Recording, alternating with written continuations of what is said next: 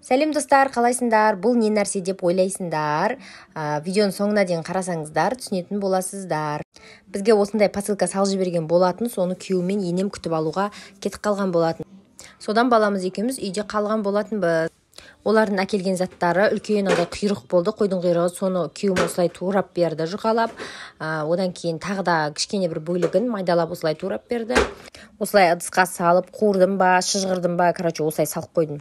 Негізі мен видеоға түсіріп үлгермедім. Мына жерде 5 литрлік негізі мынадай баклажкаға салып келген болатын майды. Мына жерде қиып, жартысын осылай ыдысқа салып қойдық. Сосын мен олардың барлығын пленкаларға салып салатындарға. Мына жерде озвучка жасауға менің балам кішкене көмектесіп жатыр. Сонымен майлардың барлығын жақсылап пленкаға салып қойдым. Негізі көбірек салафан қапта, әйтпесе майдың иісін сіңіріп алады өзіне деді да, басқа иістер. Сонымен жарайды деп 3 салафанға қаптадым да, сөйтіп морозильникке салып қойдым.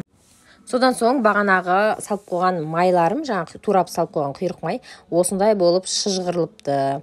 Сөйтіп оны осылай көбік алатымен алып алдым да, ыдысқа салып қойдым тарелкаға. Яғни біз бұл майды не істейміз? Бұл майды бір ыдысқа құйып, сосын бөлек салып қоямыз холодильникке. Андай бала ауырған кезде арқасын сылағанға сондайға жақсы. Келесі бізде осындай құйрықтардың барлығын мен жеке-жеке салафандарға салып шықтым.